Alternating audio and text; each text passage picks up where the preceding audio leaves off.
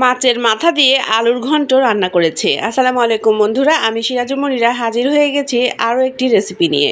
আলু দিয়ে মাছের মাথা ঘন্ট করার জন্য তেলে আমি ফোড়ন দিয়েছি শুকনা মরিচ এবং এলাচ, আর তারপরে বেশ খানিকটা পেঁয়াজ ও কাঁচামরিচ ভেজে নিয়ে তাতে অ্যাড করে দিয়েছিলাম 1 চা চামচ জিরা বাটা, 1 চা চামচ রসুন বাটা, আধা চা চামচ আদা বাটা, আর তার সাথে দিয়েছিলাম হলুদের গুঁড়া, মরিচের গুঁড়া, লবণ এবং জিরার গুঁড়া।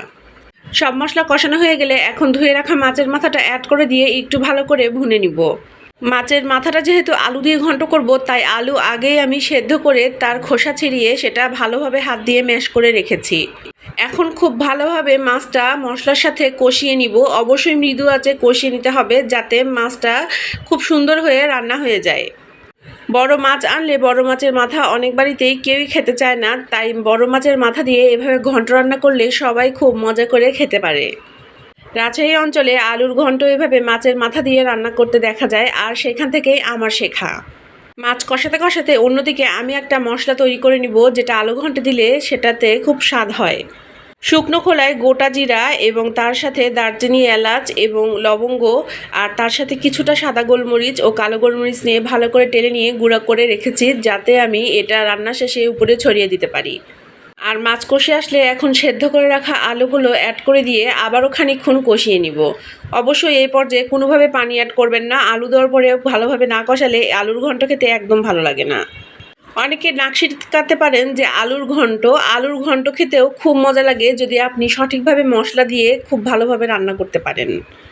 আলু অ্যাড করে দেওয়ার পরে আমি আরও ভালোভাবে নেড়ে চেড়ে খুব ভালোভাবে কষিয়ে নিলাম, আর এখন অবশ্যই গরম পানি অ্যাড করে দিব।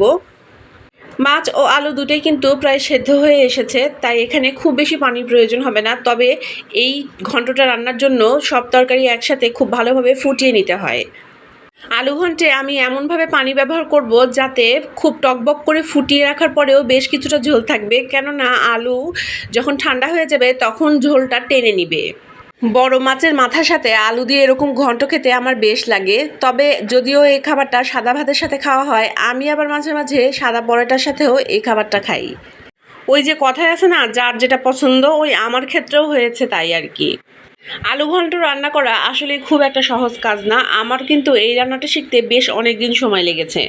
কড়াই ভর্তি পানি দিয়ে আবার চুলা থেকে সরে যাওয়া যাবে না। কিছুক্ষণ পর পর এই তরকারিটা নেড়ে দিতে হবে যাতে তলা লেগে না যায়। এই ঝোলের উপরে ছড়িয়ে দিব বেশ কয়েকটা কাঁচামরিচ, যাতে কাঁচামরিচের ফ্লেভারটা আসে। আর দেখেন কি দারুণ হয়েছে এই তরকারির কালারটা। বড় মাছের মাথা দিয়ে এভাবে ঘন্ট খেতে কে কে পছন্দ করেন আমাকে অবশ্যই কমেন্টে জানাবেন। তো আজকে আমার এই ভিডিওটি আমি এখানেই শেষ করছি। সবাই ভালো থাকবেন, সুস্থ থাকবেন, আমাকে আপনার দোয়ায় রাখবেন। আল্লাহ হাফেজ।